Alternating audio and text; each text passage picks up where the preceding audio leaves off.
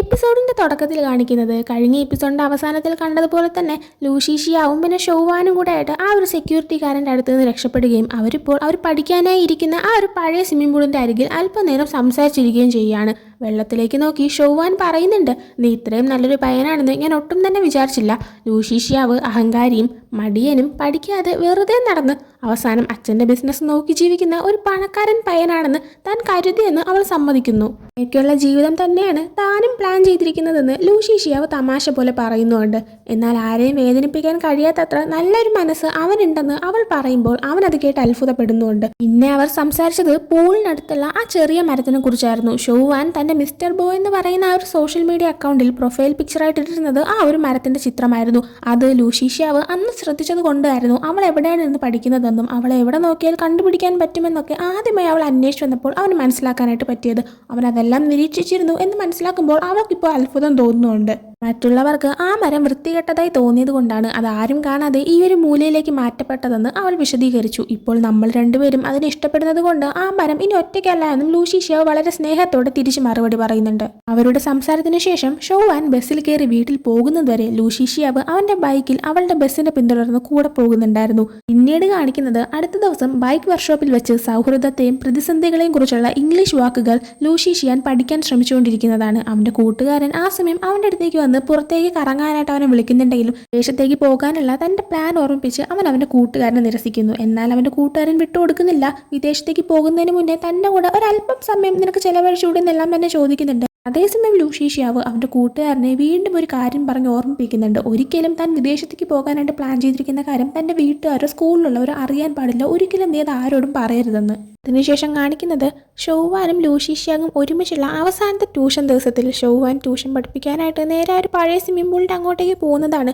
അവർ തമ്മിൽ തീരുമാനിച്ചിരുന്നത് PTA മീറ്റിംഗിൻ്റെ തലേ ദിവസം വരെ ഒരുമിച്ച് പഠിക്കാമെന്നായിരുന്നു. തൊട്ടടുത്ത ദിവസം PTA മീറ്റിംഗ് ആണ്. അതിനാലാണ് ഇതിപ്പോൾ അവരുടെ അവസാനത്തെ ട്യൂഷൻ ദിവസം. ഷോവാൻ അങ്ങനെ ആ ഒരു സ്വിമ്മിംഗ് പൂളിൻ്റെ നേർക്ക് പോകുന്ന സമയത്താണ് അവൾ കഴിഞ്ഞ ദിവസം മീനുകളെ വാങ്ങിച്ച അതേ കടയിൽ വീണ്ടും മീനുകൾ കിടക്കുന്നതും അത് മാത്രമല്ല ആ കട ഇന്നും കൂടെ മാത്രമേ പ്രവർത്തിക്കത്തുള്ളൂ, നാളെ മുതൽ ഈ കട ഉണ്ടാവത്തില്ല എന്നുള്ളൊരു ബോർഡ് വെച്ചിരിക്കുന്നതും അവൾ കാണുന്നത്. അതിനെക്കുറിച്ച് കടക്കാരനോട് ചോദിക്കുമ്പോൾ അത് സത്യമാണെന്ന് അയാൾ പറയുന്നു. അത് കേൾക്കുമ്പോൾ ഷോവാന് ചെറിയ വിഷമം തോന്നുന്നുണ്ട്. ആ മീനുകളെല്ലാം അവൾ വാങ്ങാനും തീരുമാനിക്കുന്നുണ്ട്. എന്നാൽ അവൾ നോക്കുമ്പോൾ അവളുടെ കയ്യിൽ അതിനാവശ്യമുള്ള പണം ഉണ്ടായിരുന്നില്ല. അതേസമയം തൊട്ടടുത്തുണ്ടായിരുന്ന ഗരേജിൽ തന്നെയായിരുന്നു ലൂഷീഷിയാങ്ങും ഇരിക്കുന്നുണ്ടായിരുന്നത്. അവളിങ്ങനെ ആലോചിച്ചുകൊണ്ട് നിൽക്കുന്ന കാണുമ്പോൾ അവൻ അവളുടെ അടുത്തേക്ക് വരുന്നുണ്ട്. അവൾ അവനോട് കാര്യം പറയുന്നുണ്ട്. താൻ ഈ മീനുകളെല്ലാം വാങ്ങാൻ തീരുമാനിച്ചു, എന്നാൽ തന്റെ കയ്യിൽ പണമില്ലാന്ന്. ഇത് കേട്ടോണ്ട് ലൂഷീഷിയാവ് ആ കടയുടമയെ വിളിച്ച് എല്ലാ മീനുകളെയും അതിൻ്റെ കൂടെ ഒരു വലിയ ടാങ്കും കൂടി വാങ്ങുന്നുണ്ട്. മീനുകൾക്ക് നല്ലൊരു സ്ഥലം കിട്ടാൻ വേണ്ടിയിട്ട് അവരിരുന്ന് പഠിക്കുന്ന പഴയ സ്വിമ്മിംഗ് പൂളിലേക്ക് ആ ഒരു മീനുകളെല്ലാം വളർത്താമെന്ന് അവർ തീരുമാനിക്കുന്നു. അങ്ങനെ അവർ അവിടേക്കെത്തി ആ ഒരു മീനുകളെല്ലാം ആ ഒരു സ്വിമ്മിംഗ് പൂളിലേക്ക് വിടുന്നുണ്ട്. അവയെല്ലാം നോക്കിയിരിക്കുന്ന സമയത്താണ് അവർ ശ്രദ്ധിക്കുന്നത് അബദ്ധത്തിൽ അക്രമ സ്വഭാവമുള്ള ബെറ്റ മീനുകളെയും അവർ ഈ ഒരു മീനുകളുടെ കൂടെ ചേർത്തിട്ടുണ്ടായിരുന്നു. മീനുകൾ തമ്മിൽ അടി ഉണ്ടാക്കുമെന്ന് മനസ്സിലാക്കി ഷോവാൻ അവയെ വേർതിരിക്കാൻ ധൈര്യത്തോടെ വെള്ളത്തിലേക്ക് തന്നെ എടുത്തു ചാടുന്നുണ്ട്. ലൂഷീഷിയാവും കൂടെ ചാടാണ്. അവരങ്ങനെ ബെറ്റാമീനുകളെല്ലാം വേർതിരിച്ച് അവരുടെ ആ ഒരു ഒഴിഞ്ഞ കെമിസ്ട്രി ലാബിലുള്ള ബീക്കറുകളിലേക്ക് ആ ഒരു മീനുകളെ മാറ്റുന്നുണ്ട്. ഷോവാന് എങ്ങനെയാണ് മീനുകളെ കുറിച്ച് ഇത്രയും നന്നായിട്ട് അറിയാമെന്നുള്ളതെന്ന് ലൂഷീഷിയാൻ ചോദിക്കുമ്പോൾ താൻ കുട്ടിക്കാലത്ത് TV കണ്ട് മനസ്സിലാക്കിയതാണെന്നും നീ TV ഇതൊന്നും കണ്ടിട്ടില്ല എന്നും അവനോട് അവൾ ചോദിക്കുന്നുണ്ട്. താൻ കുട്ടിക്കാലത്ത് അധികം TV കണ്ടിട്ടില്ലെന്നും അത് ഒച്ചപ്പാടാണെന്ന് പറഞ്ഞ് തന്റെ കുടുംബം അത് സമ്മതിക്കാറില്ലായിരുന്നു എന്നും അവൻ അവളോട് പറയുന്നു. അതേസമയം അവർ രണ്ടുപേരും നന്നായിട്ട് നനങ്ങിയിട്ടുണ്ടായിരുന്നതുകൊണ്ട് തന്നെ ജലദോഷം ഉണ്ടാകുമോ എന്ന് കരുതിയിട്ട് അവിടെ തന്നെ ഉണ്ടായിരുന്ന ഏതോ ഒരു ക്ലബിൻ്റെയൊക്കെ ടീഷർട്ട് 1-2 എടുക്കുന്നുണ്ട്. അതിൽ ഒരെണ്ണം ലൂഷീഷിയാവ് ഷോവാന് കൊടുത്ത ശേഷം അവളോട് ആ ഒരു വസ്ത്രം ധരിക്കാനായി പറയുന്നു. രണ്ടുപേരും 2 സ്ഥലങ്ങളിൽ നിന്ന് വസ്ത്രം മാറുന്നതിനിടയിൽ എന്തുകൊണ്ടാണ് വിദേശത്തേക്ക് പോകാൻ ഇത്ര രഹസ്യമായി പ്ലാൻ ചെയ്യുന്നതെന്ന് ഷോവാൻ ചോദിക്കുന്നു. അതിനു മറുപടിയായി ഇവിടെ എനിക്ക് വേണ്ടി കാത്തിരിക്കാൻ ആരുമില്ലാന്ന് ലൂഷീഷിയാവ് പറയുന്നു. അതിനുശേഷം ഷോവാന്റെ ഭാവി പ്ലാനുകളെ കുറിച്ച് ചോദിക്കുന്ന സമയത്ത് തനിക്ക് അങ്ങനെയൊന്നും തിരഞ്ഞെടുക്കാനുള്ള അവസരമില്ലെന്ന് അവൾ സങ്കടത്തോടെ തന്നെ പറയുന്നുണ്ട്. അവളുടെ കഴിവുകൾ അറിയാവുന്ന ലൂഷീഷിയാവ് തന്നെ പോലെയല്ല നീ, ഭാവിയിൽ കുറച്ചുകൂടി ശ്രദ്ധിക്കണമെന്ന് ഉപദേശിക്കുന്നുണ്ട്. ഷോവാനപ്പോൾ പറയുന്നുണ്ട്, നമുക്ക് രണ്ടുപേർക്കും ഇപ്പോൾ 18 വയസ്സായിട്ടുള്ളൂ, എന്നാൽ നമ്മളെ രണ്ടുപേരുടെയും സിറ്റുവേഷൻസ് ഒരേപോലെ നമുക്ക് തിരഞ്ഞെടുക്കാൻ മുന്നിൽ വളരെ ചുരുക്കം വഴികൾ മാത്രമേ ഉള്ളൂ എന്ന് അവൾ വിഷമത്തോടെ പറയുന്നുണ്ട്.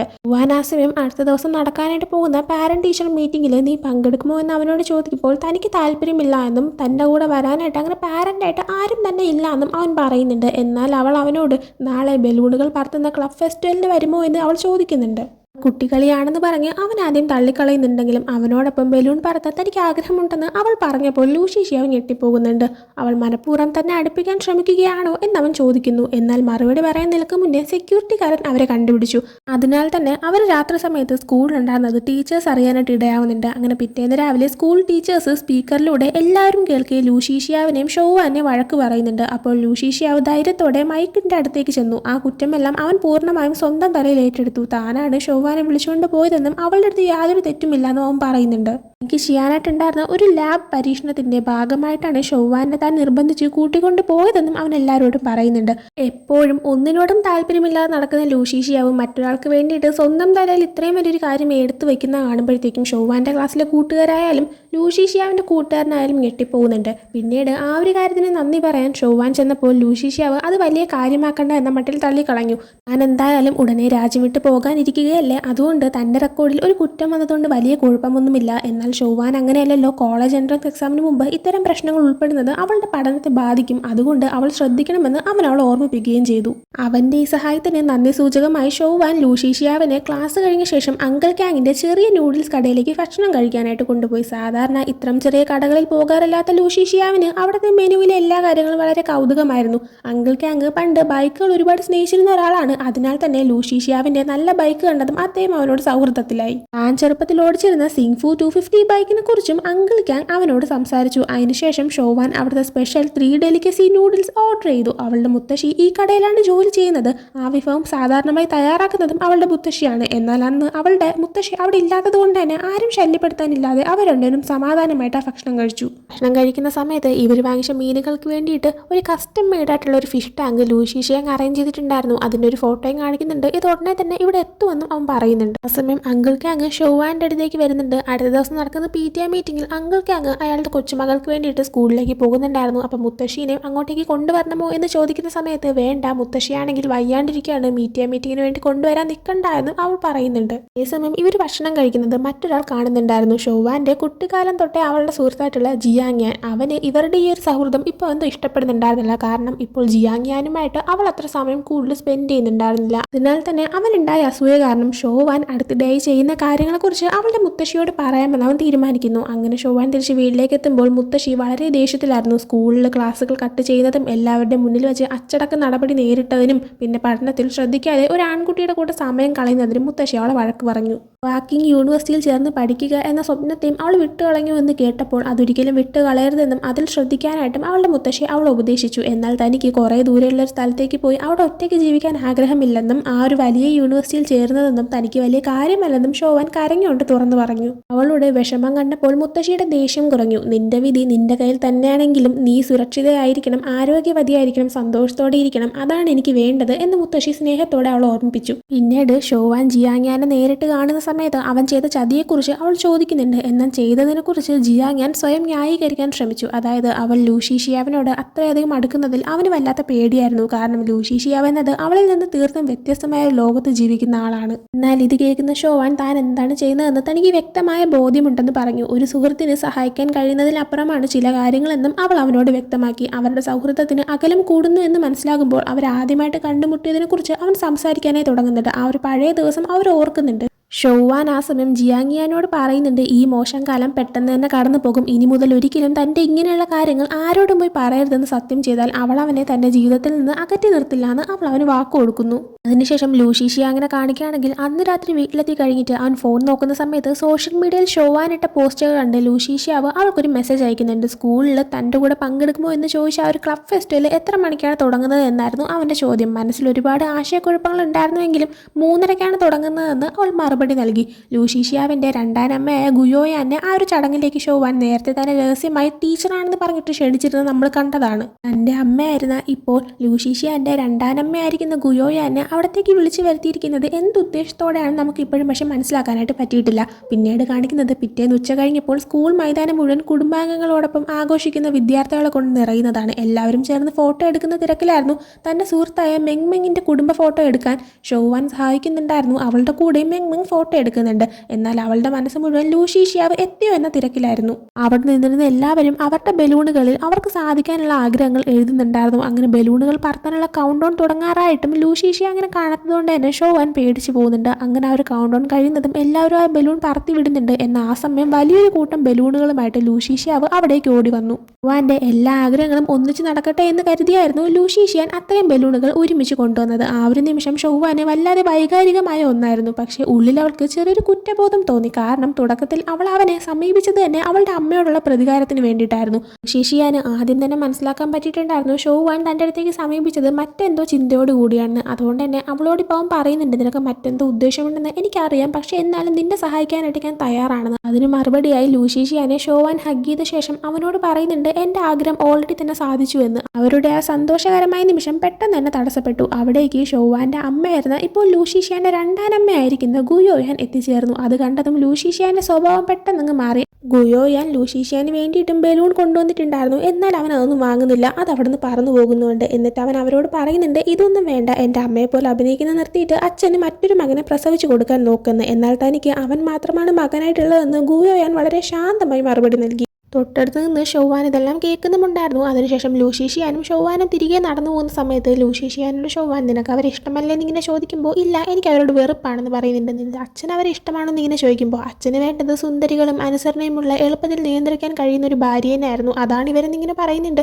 ആ സമയം ലൂഷീഷ്യാനോട് ഷോവാൻ ചോദിക്കുന്നുണ്ട്, രണ്ടാനമ്മ നിന്റെ അച്ഛനെ വേദനിപ്പിക്കുന്ന അല്ലെങ്കിൽ ദേഷ്യപ്പെടുത്തുന്ന രീതിയിൽ എന്തെങ്കിലും ചെയ്തു കഴിഞ്ഞാൽ എന്ത് സംഭവിക്കുമെന്ന്. ലൂഷീഷ്യാൻ അപ്പോൾ അച്ഛൻ അവരെ അപ്പം തന്നെ കുടുംബത്തിൽ നിന്ന് ഒഴിവാക്കുമെന്ന് പറയുന്നുണ്ട്. അതിനുശേഷം പിന്നീട് അന്ന് വൈകുന്നേരം സ്കൂളിലെ പരിപാടികളെല്ലാം കഴിയുമ്പോഴത്തേക്കും ഷോവാനും മുത്തശ്ശിയും താമസിക്കുന്ന ഫ്ലാറ്റിന് മുന്നിൽ ഗുയോയാൻ അവളുടെ സംസാരിക്കാനായിട്ട് എത്തി നിൽക്കുന്നുണ്ടായിരുന്നു. ഷോവാനും അവരുടെ അടുത്തേക്ക് സംസാരിക്കാനേ വരുന്നുണ്ട്. അവൾ അവരോട് ചോദിക്കുന്നുണ്ട്, നിങ്ങൾക്ക് എന്നെ മനസ്സിലാക്കാൻ പറ്റുന്നുണ്ടോ അമ്മയെന്ന്. അവരതിന് മറുപടിയായി മനസ്സിലാക്കാൻ പറ്റുന്നുണ്ടെന്ന് പറയുന്നുണ്ട്. എന്നാൽ 10 വർഷത്തിലേറെയായി മകളെ കാണാത്ത ഗുയോയാൻ ഒടുവിൽ ഷോവാനെ കണ്ടുമുട്ടിയെങ്കിലും ഒരമ്മയ്ക്ക് മകളോട് തോന്നേണ്ട വാത്സല്യമോ സ്നേഹമോ ഒന്നും ആ കൂടിക്കാഴ്ചയിൽ ഉണ്ടായിരുന്നില്ല. മുത്തശ്ശിയുടെ സുഖവിവരങ്ങൾ പോലും അവർ ചോദിച്ചില്ല. മകൾക്ക് താൻ വിചാരിച്ചതിനേക്കാളും നല്ല ഉയരം വെച്ചു എന്ന് മാത്രം പറഞ്ഞ് നേരെ കാര്യത്തിലേക്ക് കടന്നു. അവർക്കറിയേണ്ടത് ലൂഷീഷ്യാവിനെ കുറിച്ചുള്ള വിവരങ്ങളായിരുന്നു. ഷോവാനും അവനും എത്രത്തോളം അടുപ്പത്തിലാണെന്നും ഇവർ അമ്മയും മകളുമാണെന്നുള്ള കാര്യം ലൂഷീഷ്യാവിനോട് പറഞ്ഞിട്ടുണ്ടോ എന്നും അവൾ നിർബന്ധപൂർവ്വം ഷോവാനോട് ചോദിച്ചു. തങ്ങൾ വെറും സുഹൃത്തുക്കൾ മാത്രമാണെന്നും ലൂഷീഷ്യാന്റെ രണ്ടാനമ്മയായിട്ടുള്ള ഇവർക്ക് മറ്റൊരു മകളുള്ള കാര്യം അവൻ അറിയത്തില്ല എന്ന് വളരെ ശാന്തമായി തന്നെ ഷോവാൻ മറുപടി നൽകി. എന്നാൽ ഷോവാൻ ലൂഷീഷ്യാവിനെ ഉപയോഗിച്ച് തന്നെ ബ്ലാക്ക്മെയിൽ ചെയ്യുകയാണെന്ന് ഗുയോയാൻ കരുതി. അതുകൊണ്ട് അവൾ അവളുടെ തനി നിറം പുറത്തെടുത്തു. പണം നൽകി എന്നേക്കുമായി ഷോവാനെ ലൂഷീഷ്യാന്റെ കുടുംബത്തിൽ നിന്ന് അകറ്റാനാണ് അവർ ശ്രമിച്ചത്. ഒരു ബാങ്ക് കാർഡ് ഷോവാനെ നീട്ടിയിട്ട് ലൂഷീഷ്യാന്റെ കുടുംബവുമായി യാതൊരു ബന്ധവും പാടില്ല എന്ന നിബന്ധനയിൽ അവൾക്ക് പണം വാഗ്ദാനം ചെയ്തു. മുത്തശ്ശിയുടെ ചികിത്സാ ചെലവുകൾക്ക് പണമില്ലാതെ വലയുകയായിരുന്നത് കൊണ്ട് തന്നെ ആ ഒരു കാർഡ് സ്വീകരിക്കാൻ ഷോവാൻ നിർബന്ധിതയായി. ഷോവാൻ ഒരു മുതിർന്ന പെൺകുട്ടിയാണെന്നും നൽകിയ വാക്ക് ഈ പണം വാങ്ങിയതിന് പകരമായി പാലിക്കണമെന്നും ഗുയോയാൻ മുന്നറിയിപ്പ് നൽകി. ലൂഷീഷ്യാവിനെ മാറ്റി ഈ ഒരു പണം വാങ്ങിയതിനാൽ തന്നെ ഇപ്പോൾ ഗുയോയാൻ പറയുന്നുണ്ട്, നീ ലൂഷീഷ്യാവിന് ഒരു മരുന്നിന്റെ വില മാത്രമാണ് നൽകുന്നതെന്ന് അവൻ അറിഞ്ഞു കഴിഞ്ഞാൽ അവൻ വളരെ നാണം കിട്ടുപോകുമെന്ന്. അതും പറഞ്ഞുകൊണ്ട് ഗുയോയാൻ അവിടെ നിന്ന് പോകുന്നുണ്ട്. അതേസമയം പിങ്ങിന്റെ വർക്ക്ഷോപ്പിൽ വെച്ച് ലൂഷീഷ്യാവ് ഷോവാൻ കൊടുക്കാൻ വേണ്ടി സ്വന്തം കൈകൊണ്ട് ഒരു അമ്പിന്റെ ആകൃതിയിലുള്ള ഒരു ലോക്കറ്റ് ഉണ്ടാക്കുകയായിരുന്നു. ഇതൊരു പ്രത്യേക സമ്മാനമാണെന്ന് പറഞ്ഞ് സുഹൃത്തായ ജിയാങ് ഫാൻ അവനെ കളിയാക്കുന്നുണ്ടായിരുന്നു. എന്നാൽ ഷോവാന് അത് കൊടുക്കാൻ അവൻ ഉറപ്പിച്ച് തീരുമാനിച്ചിരുന്നു. പിറ്റേ ദിവസം സ്കൂളിൽ വെച്ച് ഇത് ഷോവാന് കൊടുക്കാനായി ലൂഷീഷ്യാൻ നിൽക്കുന്ന സമയത്താണ് അവന്റെ കണക്ക് കൂട്ടലുകളെല്ലാം തെറ്റുന്നത്. ലൂഷീഷ്യാവിൽ നിന്ന് അകലം പാലിക്കാൻ ഷോവാനോട് ജിയാങ് ഉപദേശിക്കുന്നത് ലൂഷീഷ്യാവ് യാദൃശികമായി കേട്ടുപോയി. ഞാനും ലൂഷീഷ്യാവും തമ്മിൽ സൗഹൃദമില്ല, ഒരിക്കലും ഉണ്ടായിരുന്നിട്ടുമില്ല, ഇനി ഉണ്ടാവുകയുമില്ല എന്ന് ഷോവാൻ ജിയാങ് മറുപടി കൊടുക്കുന്നതും ലൂഷീഷ്യാൻ കേട്ടുപോയി. ഉള്ളിൽ വല്ലാത്തൊരു മുറിവേറ്റ ലൂഷീഷ്യാവ് ആ ഒരു അമ്പടയാളമുള്ള ലോക്കറ്റ് ആരും കാണാതെ തിരിച്ചത് ഒളിപ്പിച്ചു വെച്ചു. കോളേജ് എൻട്രൻസ് പരീക്ഷയ്ക്ക് ഇനി 9 ദിവസം മാത്രം ബാക്കി നിൽക്കെ ഷോവാൻ സ്കൂളിൽ വെച്ച് ലൂഷീഷ്യാവിനെ കണ്ടില്ലെന്ന് നടിക്കാനായി തുടങ്ങി. ക്ലാസ് ഇടവേളകളിൽ അവന്റെ മുന്നിൽ പെടാതെ അവൾ സ്ഥലം വിടുമായിരുന്നു. ഈ മാറ്റം ലൂഷീഷ്യാവിനെ വല്ലാണ്ട് അലട്ടി. വർക്ക്ഷോപ്പിൽ വെച്ച് അവന്റെ ഈ സങ്കടം കണ്ട ജിയാങ് ഫാൻ പറഞ്ഞു, വിദേശത്തേക്ക് പോകാൻ തയ്യാറെടുക്കുന്ന ഈ സമയത്ത് തന്നെ ഇത്തരം പ്രണയ പ്രശ്നങ്ങൾ കൂടി വരണമായിരുന്നോ എന്ന്. ആ സമയം ലൂഷീഷ്യാവ് ഒരു സാങ്കല്പിക ചോദ്യമെന്ന് പറഞ്ഞ ശേഷം ചോദിക്കുന്നുണ്ട്, ഒരു പെൺകുട്ടി പെട്ടെന്ന് ഒരു സുഹൃത്തിനെ അവഗണിക്കുകയും യാതൊരു കാരണവുമില്ലാതെ തങ്ങൾ തമ്മിലൊരു ബന്ധവുമില്ലെന്ന് പറയുകയും ചെയ്താൽ അതിന്റെ അർത്ഥം എന്തായിരിക്കുമെന്ന്. ഇത് ഷോവാനെ കുറിച്ചാണ് പറയുന്നതെന്ന് പെട്ടെന്ന് മനസ്സിലാക്കിയ ജിയാങ് ഫാൻ നേരെ പോയി അവളോട് തന്നെ എന്താണ് പ്രശ്നമെന്ന് ചോദിക്കാൻ ലൂഷീഷ്യാവിനെ ഉപദേശിക്കുന്നുണ്ട്. തിരിച്ച് വീട്ടിലേക്ക് പോകുന്ന വഴി ഹെവൻ ഹൂയിയുടെ നേതൃത്വത്തിലുള്ളൊരു ഗുണ്ടാ സംഘം ഷോവാനെ വളഞ്ഞിരിക്കുന്നത് ലൂഷീഷ്യാവ് കാണുന്നുണ്ട്. ഉടനെ തന്നെ അവന്റെ ബൈക്ക് അവർക്ക് നേരെ ഓടിച്ചു കയറ്റി ആ ഒരു പ്രശ്നം അവസാനിപ്പിക്കുന്നുണ്ട്. അച്ഛൻ്റെ പദവി കാണിച്ച് ആളുകളെ പേടിപ്പിക്കുന്ന ഹെവൻ ഹൂയിയെ അവൻ അവിടെ വച്ച് നന്നായി പരിഹസിക്കുകയും ചെയ്തു. ആ ഗുണ്ടകളെ ഓടിച്ചതിന് പിന്നാലെ ശക്തമായ മഴ തുടങ്ങി. ഷോവാനെ തന്റെ ബൈക്കിൽ വീട്ടിലെത്തിക്കാം എന്ന് ലൂഷീഷ്യാവ് പറഞ്ഞെങ്കിലും അമ്മയ്ക്ക് കൊടുത്ത വാക്ക് പാലിക്കാൻ അവൾ അതിൽ കയറാൻ വിസമ്മതിച്ചു. ദേഷ്യവും നിരാശയും കൊണ്ട് ലൂഷീഷ്യാവ് തന്റെ ജാക്കറ്റ് അവൾക്ക് നേരെ എറിഞ്ഞു കൊടുത്തിട്ട് മഴയത്ത് ബൈക്കും എടുത്ത് അവിടെ നിന്ന് പോയി. സ്കൂളിലേക്ക് തിരിച്ചെത്തിയ ഷോവാന്റെ യൂണിഫോം നനഞ്ഞിരിക്കുന്ന കണ്ട് അവളുടെ സുഹൃത്ത് മെങ് മറ്റൊരു യൂണിഫോം അവൾക്ക് ധരിക്കാനായി കൊടുത്തു. അതേസമയം ഷോവാന്റെ ബാഗിൽ തൂങ്ങിക്കിടന്നിരുന്ന അമ്പടയാളത്തിന്റെ ആകൃതിയിലുള്ള കീച്ചേൻ കണ്ട മെങ് അവൾ പ്രണയത്തിന്റെ ദേവതയാണോ എന്ന് കളിയാക്കി ചോദിച്ചു. അതിനുശേഷം അവൾ വീണ്ടും പഠനത്തിൽ ശ്രദ്ധ കേന്ദ്രീകരിച്ചു. കുറച്ചു കഴിയുമ്പോൾ ലൂഷീഷ്യാവിന്റെ കൂട്ടുകാരൻ ജിയാങ്യാൻ വൈകി ക്ലാസ്സിലേക്ക് എത്തുന്നുണ്ട്. അവനെ പരിഹസിച്ചുകൊണ്ട് ടീച്ചർ വീട്ടിൽ പോയി റിവിഷൻ നടത്തുന്നതാണ് ഇതിനേക്കാൾ നല്ലതെന്ന് പറയുന്നുണ്ട്. തമാശ രൂപേണ ക്ഷമ ചോദിച്ച് ലൂഷീഷ്യാവിന്റെ കൂട്ടുകാരൻ ഹൈസ്കൂളിന്റെ ബാക്കിയുള്ള ദിവസങ്ങളിൽ ഒരു പ്രശ്നവും ഉണ്ടാക്കില്ല എന്നൊക്കെ ടീച്ചറിനോട് വാക്ക് നൽകുന്നുണ്ട്. അതേസമയം തന്നെ ടീച്ചറിന്റെ ഓഫീസിലേക്ക് സംസാരിക്കാനായിട്ട് ഷോവാനും വന്ന് നിന്നിട്ടുണ്ടായിരുന്നു. ജിയാങ്യാനോട് ടീച്ചർ ലൂഷീഷ്യാൻ എവിടെയാണ്, അവൻ ക്ലാസ്സിലേക്കൊന്നും വന്നില്ലല്ലോ എന്നിങ്ങനെ ചോദിക്കുമ്പോൾ തനിക്ക് അറിയത്തില്ല എന്നൊക്കെ അവൻ പറയുന്നുണ്ട്. ഇതെല്ലാം തന്നെ ഷോവാനും ശ്രദ്ധിക്കുന്നുണ്ടായിരുന്നു. അധികം താമസിയാതെ ലൂഷീഷ്യാവ് വിദേശത്തേക്ക് പഠിക്കാൻ ആവശ്യമായ സർട്ടിഫിക്കറ്റുകളെ കുറിച്ച് അന്വേഷിക്കുന്നുണ്ടെന്ന് സ്കൂൾ ഡയറക്ടർ ക്ലാസ് ടീച്ചറിനോട് വന്ന് പറഞ്ഞു. അവന്റെ വീട്ടുകാർ ഇതുവരെ അങ്ങനെ ഒരു പ്ലാനിനെ കുറിച്ച് സ്കൂളിൽ പറഞ്ഞിട്ടില്ലായിരുന്നു എന്ന് അദ്ദേഹം പറയുന്നുണ്ട്. ഇതെല്ലാം കേട്ടോണ്ടിരിക്കുന്ന ഷോവാനെ വളരെ നന്നായിട്ട് തന്നെ ലൂഷീഷ്യാൻ അവൻ എബ്രോഡ് പോകാൻ തീരുമാനിക്കുന്ന ആ ഒരു കാര്യം ആരും അറിയാതെയാണ് കൊണ്ടു നടക്കുന്നത് എന്നറിയാന്നുള്ളതുകൊണ്ട് തന്നെ അവനെ രക്ഷിക്കാനായിട്ട് പെട്ടെന്ന് അങ്ങോട്ട് ഏറി ഇടപെടുന്നുണ്ട്. അവൾ അവരോട് എനിക്ക് പെട്ടെന്ന് തോന്നിയ ഒരു ആഗ്രഹം കൊണ്ട് വിദേശത്തേക്ക് പോകാൻ പ്ലാൻ ചെയ്യുകയാണെന്നും അതിനുവേണ്ട വിവരങ്ങൾ ശേഖരിക്കാൻ ഞാനാണ് ലൂഷീഷ്യാവിനോട് സഹായം ചോദിച്ചിരുന്നതെന്നും അവൾ ഡയറക്ടറിനോട് ഇപ്പൊ കള്ളം പറയുന്നുണ്ട്. ഷോവാൻ അല്ലാതെ ലൂഷീഷ്യാൻ എബ്രോഡ് പോകാൻ തീരുമാനിച്ചിരിക്കുന്ന കാര്യം അറിയാമെന്നുള്ള മറ്റൊരേ ഒരാൾ അത് ജിയാങ്യാൻ ആയിരുന്നു. ജിയാങ്യാനും ഇപ്പൊ ആ ഒരു സ്റ്റാഫ് റൂമിൽ നിന്നതുകൊണ്ട് തന്നെ ഇപ്പൊ ഷോവാൻ ഇങ്ങനെ പറയുമ്പോഴത്തേക്കും അത് അവൾ ലൂഷീഷ്യാനെ രക്ഷിക്കാൻ വേണ്ടി പറയുന്നതാണെന്ന് ഒരുവിധം അവന് മനസ്സിലാക്കി എടുക്കാൻ പറ്റുന്നുണ്ട്. അത് മാത്രമല്ല ഷോവാൻ പറഞ്ഞ ഒരു കള്ളത്തരത്തിനെ ഡയറക്ടർ വിശ്വസിക്കുകയും അവളുടെ ആ ഒരു ലക്ഷ്യബോധത്തെ അഭിനന്ദിക്കുകയും ചെയ്യുന്നുണ്ട്. അതിന്റെ കൂടെ തന്നെ ജിയാങ് ഫാനോട് ടീച്ചർ പറയുന്നുണ്ട് ഷോവാനെ കണ്ട് പഠിക്കാനായിട്ട്. അടുത്ത് ലൂഷീഷ്യാവിനെ കാണിക്കുകയാണെങ്കിൽ അവനിപ്പോൾ വീട്ടിൽ ഇരിക്കുന്ന സമയത്ത് അവരുടെ സഹായിയായ ഒരു മിസ്സിസ് ചെൻ എന്ന് പറഞ്ഞ ഒരു ലേഡി ഉണ്ട്. അവരാണെങ്കിൽ അവൻ്റെ ഡ്രസ്സെല്ലാം കഴുകിയിട്ട് റൂമിലേക്ക് കൊണ്ടുവയ്ക്കാൻ നിൽക്കുന്ന സമയത്ത് ഒരു ടീഷർട്ട് അവരിങ്ങനെ കാണുന്നുണ്ട്. അതിൽ സോ ഹോട്ട് എന്നിങ്ങനെ എഴുതിയിട്ടുണ്ടായിരുന്നു. അത് അവൻ യൂസ് ചെയ്യുന്ന ഒരു ടൈപ്പ് ടീഷർട്ട് അല്ല. അതുകൊണ്ട് തന്നെ നീ ഇങ്ങനത്തെ ടൈപ്പ് യൂസ് ചെയ്യുന്നത് എനിക്ക് അറിയത്തില്ലായിരുന്നു, ഇതെന്ത് പറ്റി, നിനക്ക് സ്പെഷ്യൽ ആയിട്ടുള്ള എന്തെങ്കിലും ആണോ എന്ന് ഇങ്ങനെ ചോദിക്കുന്നുണ്ട്. ആ ഒരു ടീഷർട്ട് എന്ന് പറയുന്നത് അന്ന് ജിയാങ്യാനും ഇവനും കൂടെ ചേർന്നിട്ട് ആ ഒരു സ്വിമ്മിംഗ് പൂളിൽ നിന്ന് ബെല്ല ഫിഷുകളെ മാറ്റിയ ടൈമിന് അവർ നനഞ്ഞതുകൊണ്ട് തന്നെ സ്കൂളിൽ നിന്ന് മാറ്റിയിട്ട് ആ ഒരു ടീഷർട്ടായിരുന്നു. അതുകൊണ്ട് തന്നെ അവനിപ്പോൾ പറയുന്നുണ്ട് എനിക്കത് സ്പെഷ്യൽ ആണെന്ന്. എന്നാൽ കുറച്ച് കഴിയുമ്പോഴത്തേക്കും അവൻ എന്തോ ചിന്തിച്ചിട്ട് അവരോട് പറയുന്നുണ്ട് ആ ഒരു ടീഷർട്ട് എടുത്ത് കളഞ്ഞു വയ്ക്കാൻ. അതേസമയം തന്നെ ലൂഷീഷ്യാവിൻ്റെ അച്ഛൻ അറിയാതെ അവൻ്റെ വിദേശ പഠനത്തിനായിട്ടുള്ള തയ്യാറെടുപ്പുകളും വിമാന ടിക്കറ്റുകളും താൻ രഹസ്യമായി ഏർപ്പാട് ചെയ്തിട്ടുണ്ടെന്ന് അവൻ്റെ ഒരു ബന്ധു അവൻ അറിയിക്കുന്നുണ്ട്. താൻ ചെയ്ത സഹായത്തിന് വലിയ നന്ദിയെന്നും അവൻ തിരിച്ച് മറുപടി പറയുന്നുണ്ട്. അതേസമയം തന്നെ മുത്തശ്ശിക്കുള്ള വില കൂടിയ മരുന്ന് വാങ്ങാൻ വേണ്ടിയിട്ട് ഷോവാൻ ക്ലിനിക്കിലേക്ക് എത്തിയിട്ടുണ്ടായിരുന്നു.